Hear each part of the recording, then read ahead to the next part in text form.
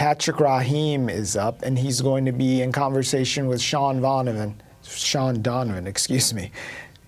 Patrick is 22 and lives in Queens and is registered to vote. We'll see you at the polls, and comes to us through the Friends of Island Academy, and has a question about building more community youth centers. Good evening, everyone, and I thank you for this platform. Shout out to BRIC and everybody is on this call in this Zoom meeting that has something to say about their voicing their opinions and their concerns. And I thank you for giving me this platform to be the voice of the youth today. On behalf of Friends of the Island Academy, where I serve as the youth mentor for the Queens location.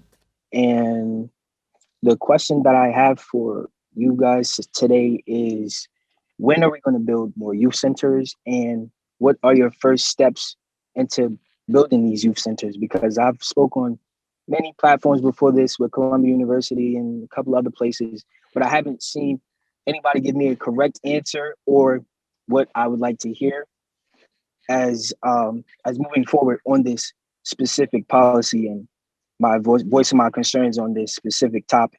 So the question is, when are we going to build more youth centers, and what are your first steps into taking into that?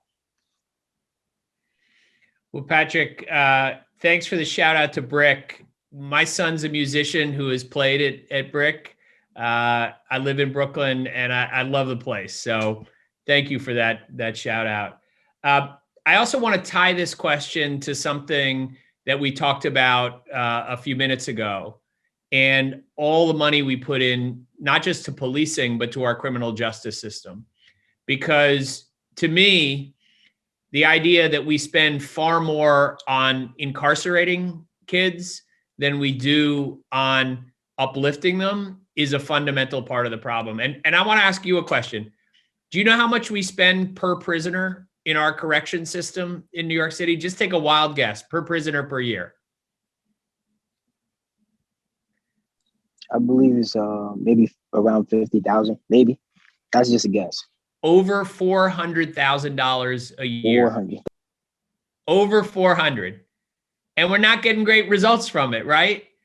So my proposal is that not just by removing police from our schools, stopping them from criminalizing homelessness, I would create an alternative 911 system, and changes to our correction system, I would get to spending $3 billion a year, with a B, on community-oriented programs by the end of my first term, including youth centers, right?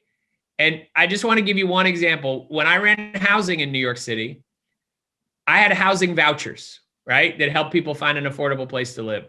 We gave them to folks coming out of Rikers, and a year later, 95% of them were stably housed, getting back to work, and hadn't reoffended.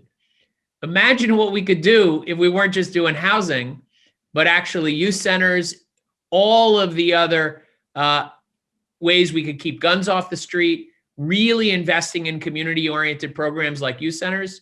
We could transform our criminal justice system and create a lot more hope in this city. So keep going to BRIC, keep fighting for our youth centers, all right?